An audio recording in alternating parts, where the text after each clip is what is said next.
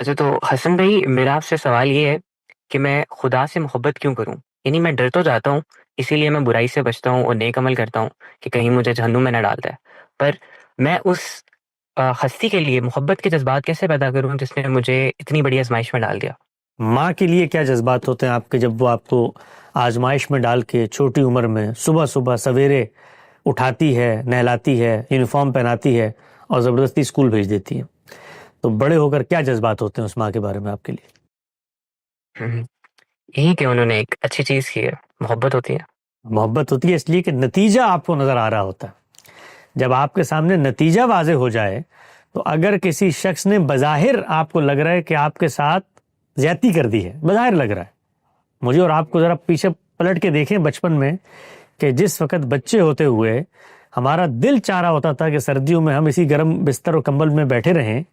اور وہاں سے ماں کی آواز آتی تھی اور تنبیہ اور ڈانٹ آتی تھی اور وہ میں اٹھا کے منہ ہاتھ دھلا کے ناشتہ کرا کے اسکول بھیج دیتی تھی، تو ہمارے کیا جذبات ہوتے تھے اس کے بارے میں؟ اور آج پیچھے پلٹ کے ہم دیکھتے ہیں کہ زندگی میں جب کچھ اسی پڑھنے لکھنے سے حاصل ہو جائے تو اسی ماں کے بارے میں کیا جذبات ہوتے ہیں؟ کیوں پیار کرنا چاہتے ہیں مجھ سے، کیوں محبت کرنا چاہتے ہیں؟ اس لیے کہ نتیجہ ہمیں بتا رہا ہوتا ہے کہ وہ ہمارا خیر خواہ ہے۔ تو اللہ تعالیٰ کیا کہتے ہیں؟ اللہ تعالیٰ کہتے ہیں وَلَن يَرْضَ لِعِبَادِهِ الْكُفْرَ، اے بندے میں راضی نہیں ہوں کہ تو میرا انکار کرے، میں نہیں چاہتا یہ،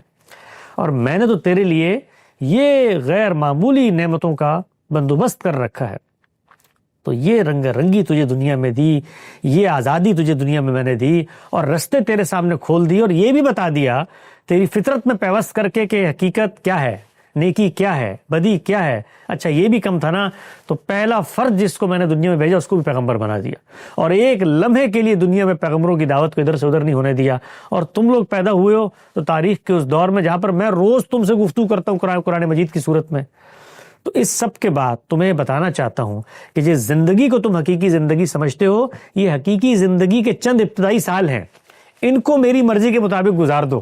اس میں آزمائش بھی ہے لیکن بغرض امتحان ہے، اس میں عنایت بھی ہے لیکن بغرض امتحان ہے، تو یہ گزار دو۔ اس کے بعد میں ہاتھ پھیلائے تمہارا منتظر ہوں، اور میں تمہیں اپنی بادشاہت، خدا کیا ہے؟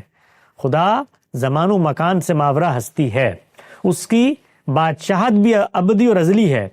اس ابدی بادشاہت میں ایک حصہ اپنے ان نیک بندوں کو بھی دے دوں گا کہ جن کو نہ ماضی کا کوئی پچھتاوا ہوگا نہ مستقبل کا اندیشہ، اور وہ حیات جاودہ کی زندگی جنت میں گزاریں گے، تو میں جنت کی ابدی شہریت کے لیے تمہیں مستحق کر کے اپنی خدائی کے ایک درجے میں شریک کر لوں گا کہ تم وہاں پر خود اپنی دنیا خود چلا رہے ہوگے۔ تو اتنا بڑا انعام تمہارے لیے میں نے رکھا ہوا ہے، تو یہ چھوٹی چھوٹی جو تمہیں آزمائشیں پہنچتی ہیں اس میں تم دکھی ہو جاتے ہو، اس میں جزا فضا کرتے ہو۔ اچھا اگر کچھ کرنے کی ہمت ہے،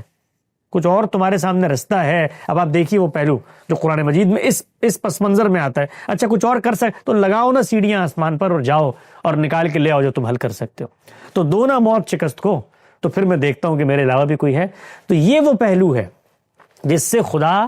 ہر سطح پر آپ کو متوجہ کرتا ہے، کہیں رحمت، شفقت، کہیں نتیجہ دکھا کر، کہیں ڈرا کر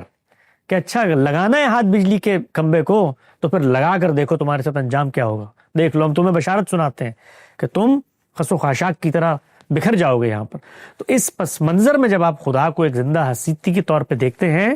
تو یہ ہو نہیں سکتا کہ آپ کے ورلڈ ویو درست جگہ پر آ جائے اور پھر خدا سے محبت پیدا نہ ہو۔